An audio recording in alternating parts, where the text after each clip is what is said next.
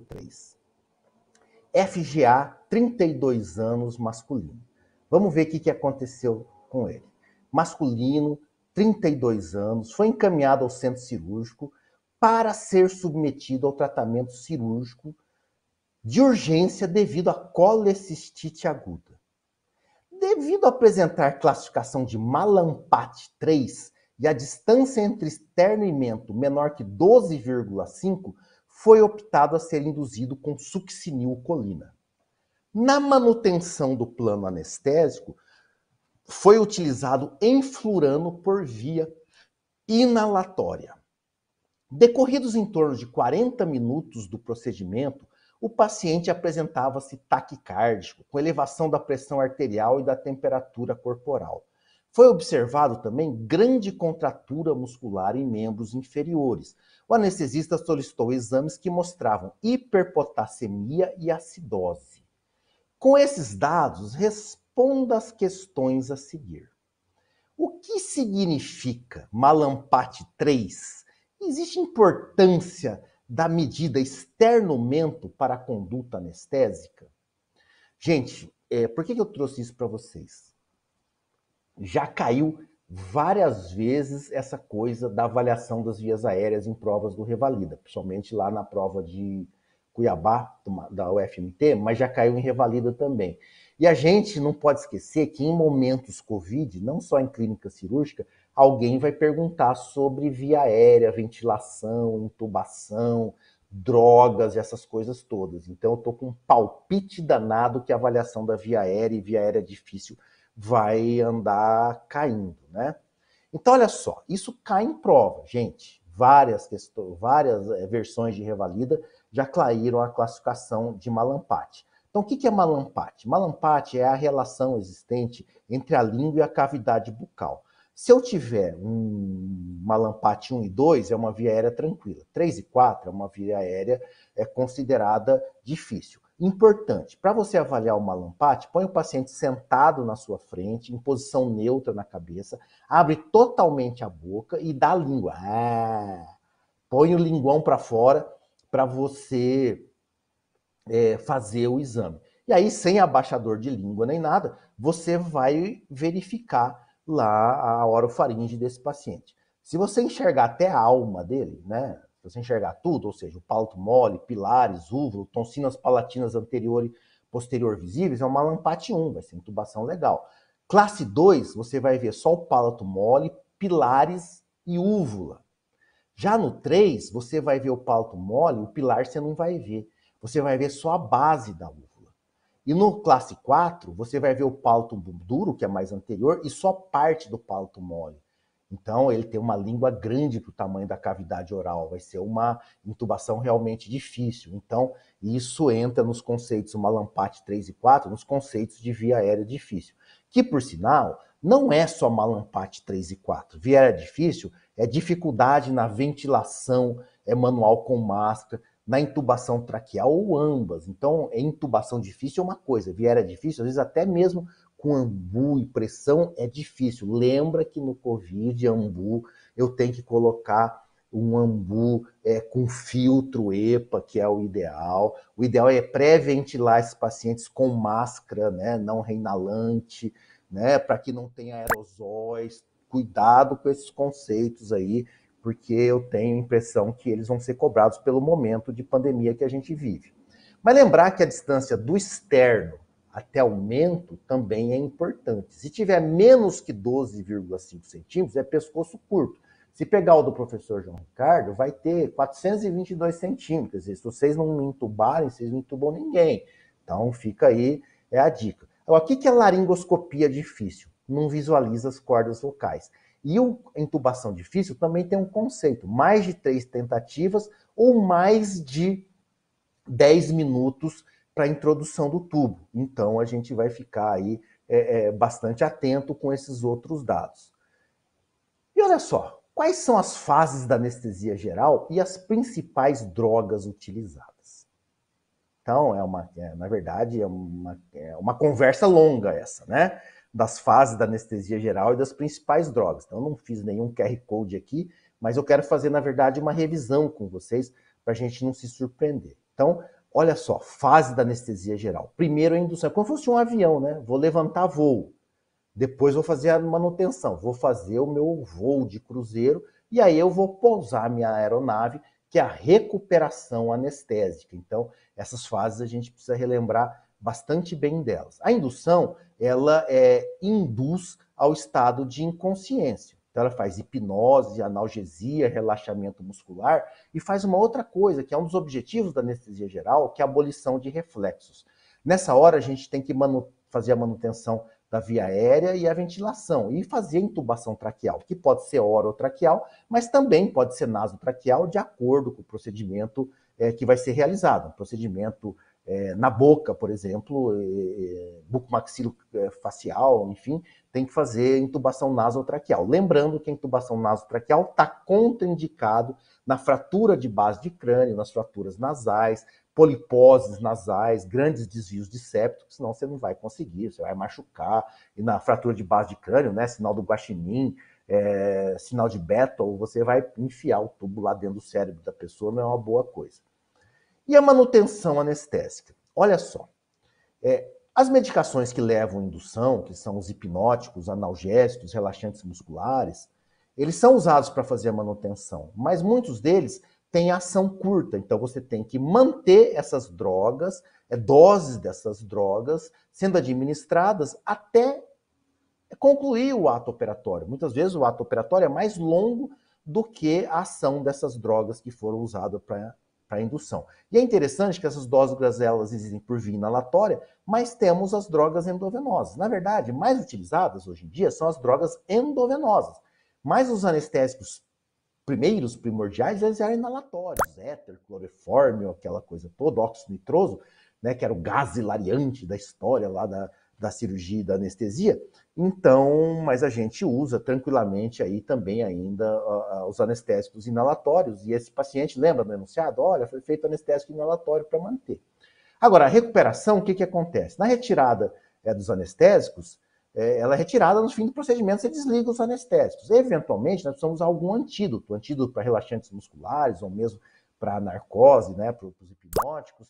Acontece a eliminação dos anestésicos, retorno da consciência, da respiração espontânea, é retirado o tubo e o paciente vai para a sala de recuperação pós-anestésica para ele fazer a recuperação de maneira adequada. Agora, em relação às drogas, o que eu quero que vocês se lembrem e guardem? Lembra aquela coisa? Hipnose, analgesia, relaxamento muscular. Então, drogas hipnóticos, ele promovem consciência e a manutenção do sono. Tem de ação muito rápida, como é o midazolam. Tem de ação ultra rápida, que é um barbitúrico, que é o tiopental, graças a Deus não se usa mais, porque ele dá uma estabilidade hemodinâmica taquicardíaca, é o último lá. Quase não se usa. Praticamente o tiopental é usado hoje em estados de mal convulsivo, em CTIs, e fica aí a dica para vocês. Mas os mais comuns da gente observar: propofol, midazolam, diazepam e tomidato. O diazepam e o midazolam são benzodiazepínicos, diazepam de ação mais longa, de duração, de início de ação também mais longo, e o midazolam rápido, mas também acaba rapidamente, aí 4 horas. Mas tem uma coisa interessante: o diazepam, eu não consigo manter o diazepam em bomba de infusão por longo tempo, ele não tem essa estabilidade e essa função. E o midazolam, sim, eu posso fazer infusão contínua de midazolam. Aliás, as unidades de terapia intensiva, Covid, etc, usa muito. Mas lembra que o midazolam, ele pode fazer hipotensão na indução, então pacientes instáveis hemodinamicamente, você vai meio com calma com o midazolam.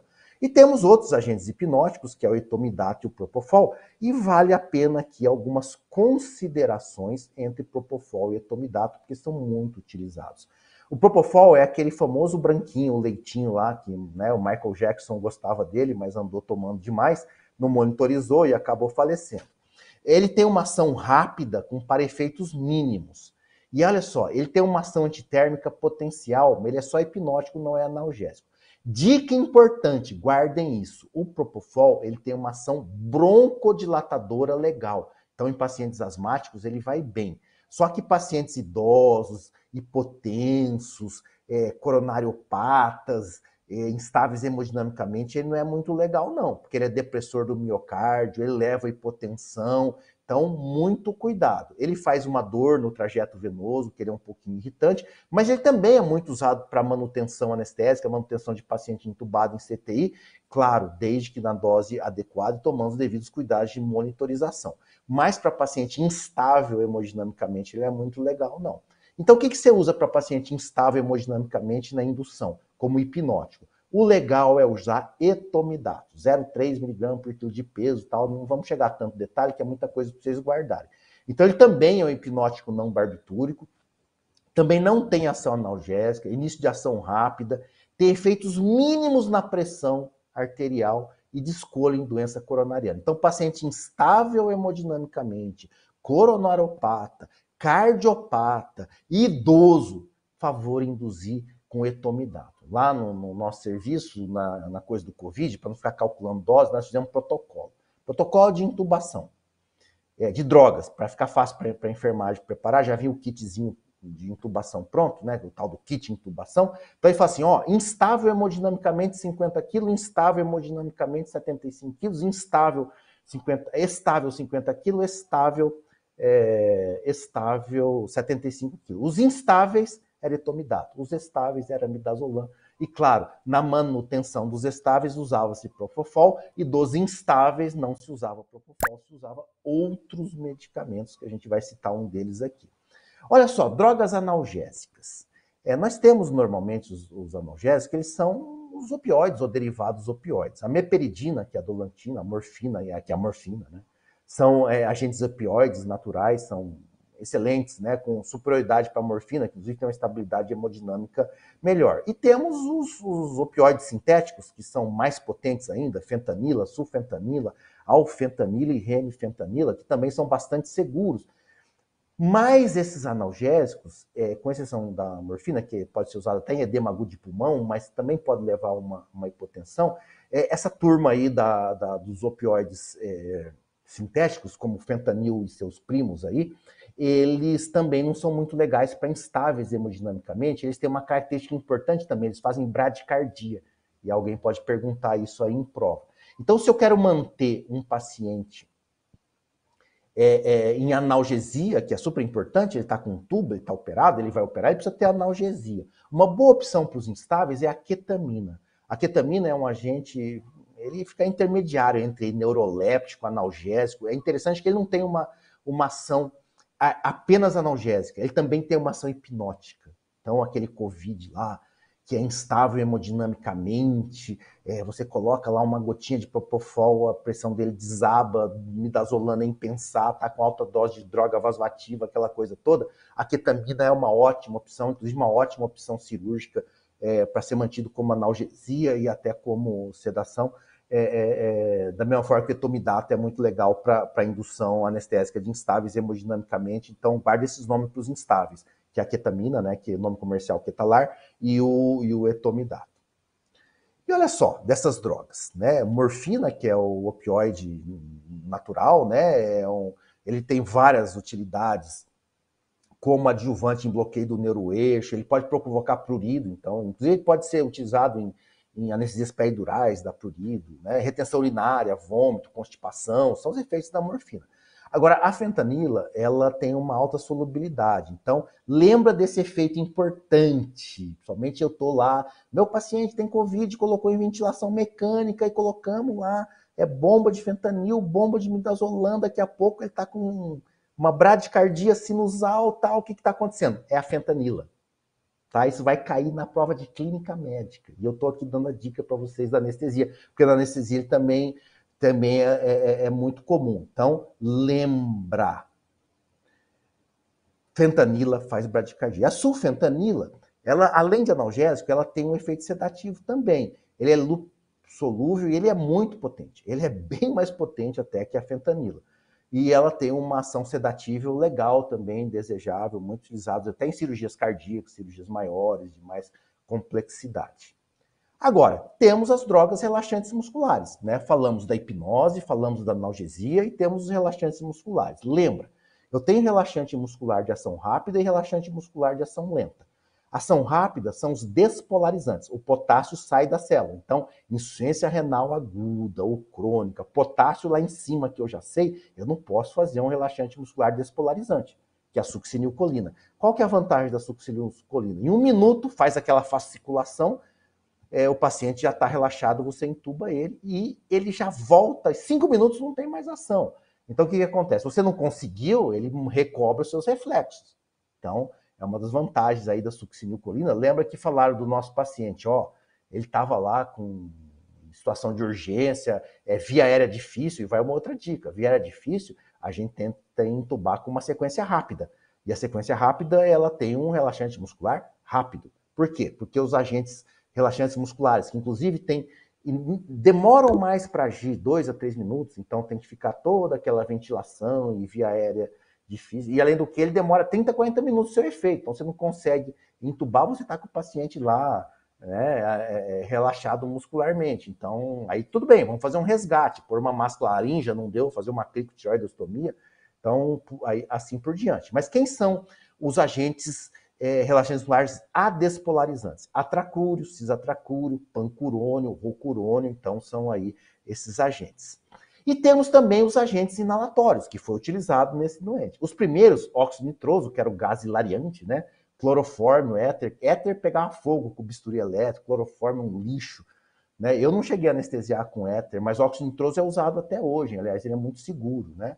O alotano foi muito utilizado, eu peguei muito, né? Dava plano anestésico. Ele faz, lembre-se disso, ele faz hipnose e analgesia. Ele não faz relaxamento muscular, o agente anestésico inalatório. Então, anestésico inalatório não faz relaxamento muscular. O alotano, que é o pioneiro deles, nossa, eu operei muito com alotano, ele ficava impregnado, parecia uma bala doce, a nossa roupa ficava impregnada de alotano. Ele não fabrica mais, ele tinha uma ação hepatotóxica muito grande, e várias hepatites por alotano. Hoje em dia se usa principalmente o sevoflurano, que é muito mais moderno. O desflurano e isoflurano também são bastante utilizados, mas fala assim, gente, mas qual que é a vantagem desse negócio? Você vai usar menos anestésicos, às vezes, de via venosa. O fentanil pode dar bradicardia, enfim, toda essa situação. Olha, eu estou com um paciente que a estabilidade hemodinâmica não é das melhores, então eu não quero manter o propofol. Então, ele é um adjuvante legal. E na cirurgia infantil, na cirurgia infantil é muito legal, porque você não precisa pegar a veia, você põe na máscara o anestésico, você pode induzir a criança num estado de relaxamento para você pegar a veia, fazer as inalações. Beatriz, na verdade, anestesia geral em grávida não é muito legal não, né? Mas claro que às vezes precisa fazer, mas realmente os agentes inalatórios não são muito legais não. E o sevoflurano que é utilizado, você está correto, não é muito legal na gravidez. Mas vamos fazer uma pergunta. Lembra que o paciente apresentou umas contratura muscular, uma acidose, potássio alto e etc? Existe relação entre as drogas usadas e o quadro clínico do paciente? Qual o provável diagnóstico e qual a medida laboratorial que confirma? Vocês já colocaram no chat aqui que tinha o paciente, né? Teve a contratura, aumento da temperatura, acidose, hiperpotassemia, oligúria, né? O que aconteceu com o paciente? O Daniel colocou aí, hipertermia maligna, não é verdade, Daniel? Foi o que você colocou, né? Então, na verdade, o Daniel está certo. Realmente tivemos uma hipertermia maligna, que é uma doença muscular hereditária. Quer dizer, a hipertermia maligna não é uma doença da temperatura, é uma doença do músculo. Por quê? As pessoas predisponentes, ela tem uma herança autossômica dominante, que ela faz uma resposta hipermetabólica de acordo com alguns estímulos. E olha só quais são os estímulos. Anestésicos inalatórios, como alotano, enflurano, isoflurano. Por isso que as crianças acabam fazendo mais. Mesmo que não sabia que ela podia ter, e eventualmente elas foram induzidas com anestesia inalatória. E também relaxante muscular succinilcolina. Esse paciente, além de usar o medicamento inalatório, ainda foi induzido com succinilcolina. Mas o que acontece? É uma doença genética, é o gene RYR1, que ele faz uma liberação de maciça de cálcio no músculo esquelético. Então ele faz contratura muscular exacerbada, hipertermia e hipermetabolismo. O diagnóstico clínico de certeza, Claro, diagnóstico clínico, hipertermia, não sei o que lá, contratura, hiperpotassemia, acidose metabólica. Gente, vamos parar com tudo. Tira todo o anestésico, para com tudo, se precisar, acaba com a cirurgia, né? Ou abrevia a cirurgia o máximo. Então, basta o diagnóstico clínico para eu tomar minhas condutas. Mas nós precisamos dosar CPK. Dosa-se inicialmente, não precisamos esperar o resultado da CPK muscular para... Não precisa fazer a dosagem de CPK para considerar o tratamento, podemos tratar imediatamente. E claro que o diagnóstico definitivo ele só vai ser definido com uma biópsia muscular, inclusive com testes genéticos e etc. e tal. Agora, perguntou se só descobre quando é feito succinil. Na verdade, não é só o succinil, o agente inalatório também. Tem uns testes aí cutâneos que ajudam a descobrir e a desconfiar de hipertermia maligna. E também existem alguns fatores predisponentes, que são algumas alergias. E o que cai em prova é uma alergia que... Né, lembra que as alergias a látex, alergia a kiwi, alergia a alguma coisa e tal? Mas algumas coisas predisponentes podem estar utilizadas aí. Mas modernamente tem alguns testes cutâneos aí que podem auxiliar nessa possibilidade. Mas ajuda muito história familiar, né? Então, na anamnese você... Mas para descobrir mesmo é difícil. Então, qual que é a conduta que tem que ser instituída? Vocês já falaram aqui. Suspender os agentes anestésicos, vai terminar a cirurgia com outros anestésicos, hiperventilar com O2, fazer o dantrolene sódico, que é o antídoto para contração muscular, 2,5 miligramas por quilo. Se ele fizer arritmia cardíaca, fazer as arritmias, controle da hiperpotassemia e acidose, resfriamento ativo, né? Eventualmente drenar 2 tórax, lavar com soro, temperatura normal, lavado peritoneal, quer dizer, muitas vezes precisa disso. E é o seguinte, como é uma doença muscular, ela faz rabdomiólise, como se fosse assim do compartimento. Então, mioglobina chega lá, vai para o rim, está feito o estrago, então eu preciso fazer uma hiperidratação para manter uma diurese maior que 2 ml por quilo-hora. E, eventualmente, usando até o manitol. Claro que eu só vou usar ele com o paciente bastante hidratado. E lembrar de fazer a CPK logo no início, para colher os primeiros exames, você desconfiou, já dosa, mas não precisa esperar a CPK para fazer o dantrolene, e 24 horas você faz também para fazer o acompanhamento. É um absurdo, a CPK vai para 20 mil, tal. Todo centro cirúrgico que se preza precisa ter um protocolo de hipertermia maligna. O dantroleno sódico precisa estar no lugar do anestésico. O gluconato de cálcio, ele não faz tanta hipocalcemia. Aliás, ele faz uma liberação maciça de cálcio. Então, o gluconato de cálcio, Gilberto, ele não é muito legal, não, mas a reposição de potássio aí seria mais adequada.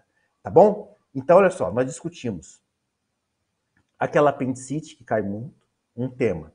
Discutimos anestesia agora, outro tema. Hérnias, outro tema. O que mais que nós discutimos mesmo nos nossos pacientes? Né? Complicações cirúrgicas, 4 temas. E falta um tema e a nossa live está acabando. Então, o que eu trouxe aqui para você para a gente fazer?